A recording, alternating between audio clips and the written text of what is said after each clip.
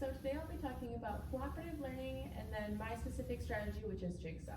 So for the definition that I found was from cooperations.org, which is where cooperative learning is the instructional use of small groups so that students are working together to maximize their own and each other's learning. Now there are three different types of cooperative learning groups that you can do. There is formal, where the students are working together. They have the joint SLO, and this usually lasts from 1 week.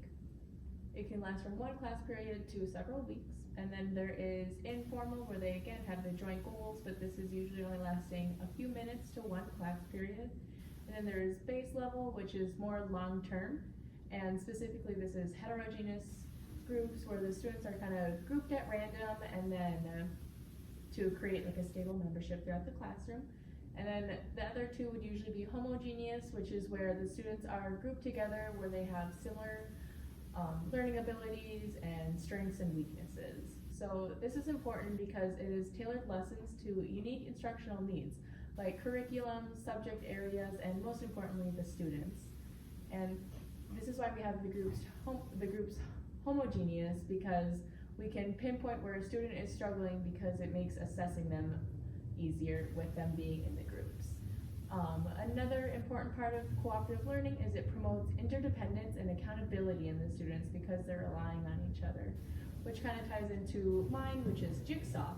So Jigsaw is small groups are responsible for researching a subcategory of a larger topic. And the site that I found was from Jigsaw.org and the creator of Jigsaw actually. So in this strategy, students are learning from each other because one student learning enhances the performance of other students.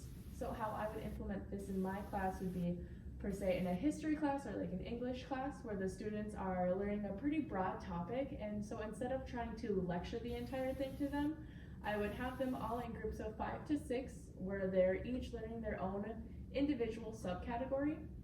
And then after the students have time to do this, they'll join what are called expert groups, which is where they go around to groups and find who had similar, the same subcategory.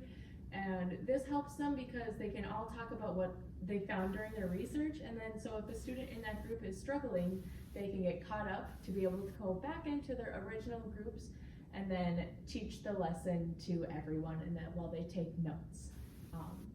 And this is where the interdependence comes in, because the students are really relying on each other to all pull their own weight and make sure that they're all working together, and that because if one person is not doing all of the research that they need to, then it'll affect that whole group. So yeah.